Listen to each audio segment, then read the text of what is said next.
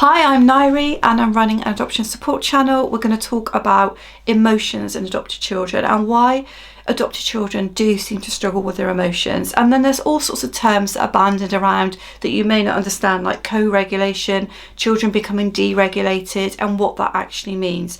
So when you're looking at a child that is struggling with their emotions, you may see several things happening.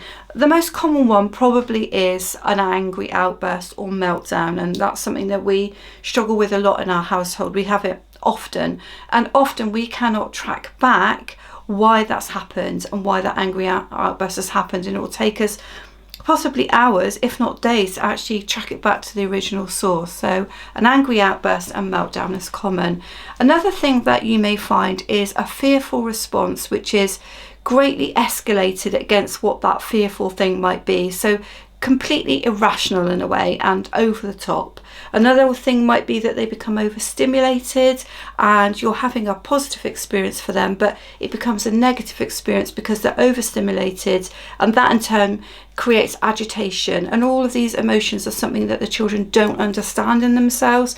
They can't label those emotions. That's the thing. They can't put into words what's happening to them. Another response could be completely detached. So you would expect an emotional response, but actually you're not getting one. So those are the ways that adopted children can struggle with their emotions and what you can see in that. So why does this happen? Why does this happen to adopted children? What makes them potentially different than other children? And it's down to that early nurturing. So if you imagine a baby is crying out for their needs to be met, they don't have the means and the ways to control their emotions. That's why they cry all the time. And that human responds quickly to them and nurtures them and gives them what they need and then helps them to calm down. So if you think in terms of very much the baby is experiencing their emotions and their reactions through that adult is supporting and helping their emotional well-being and stimulation and everything. The baby's totally reliant on the adult, not just for physical things, but for their emotional needs to be met. And then, of course, you have a situation where that doesn't happen. It doesn't happen either early on when they're first born or during toddler stage or any of that, or it doesn't happen enough for that child to feel that their emotions have been regulated by the adult or co-regulated by the adult. And so when the child comes to you, they have a lot of things to undo and to learn, and potentially a lot of foundations to be put in for their emotions. And this is where, of course, you're going to come in. But let me just explain a little bit more about the deregulation side of it.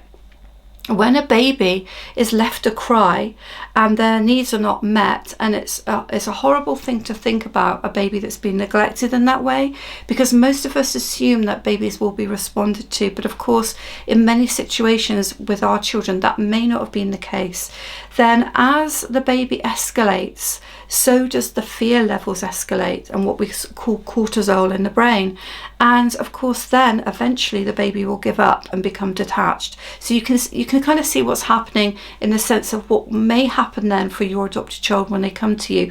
Their emotions will potentially be all over the place and misunderstood by themselves and potentially misunderstood by you. So it's super difficult to help them to regulate and co-regulate. I'm just going to give you some ideas that you can play around with when it comes to helping your adopted child. So I'm just going to say how that might then look in terms of them trying to control the situation for themselves. It might look like they want to repeat stuff all the time so that they feel safe and secure, so that nothing is going to come at them from different angles, from different levels, and that if they know what's going to happen all the time, then they don't need to worry as much. It might look like they're quite risk-taking and that they want stimulation all the time to feel, and so they're going to take risks all the time and do things which are not great for them, not great for their development, not great for their well-being. Or it might be, as I said before, that they just want to detach themselves from the world and take themselves into activities that take them away from people so that they don't have to actually use their emotions. And to co-regulate, obviously you need to be able to go back to that baby stage where you will be interpreting emotions for them, where you will be helping to regulate how they feel. So think in terms again of the fact that you're the barometer, you're the person to calm down, you're the person they can look to experience their emotions through you like they would have as a baby. And so through your lived experience, they can kind of go through that and they can then become more regulated.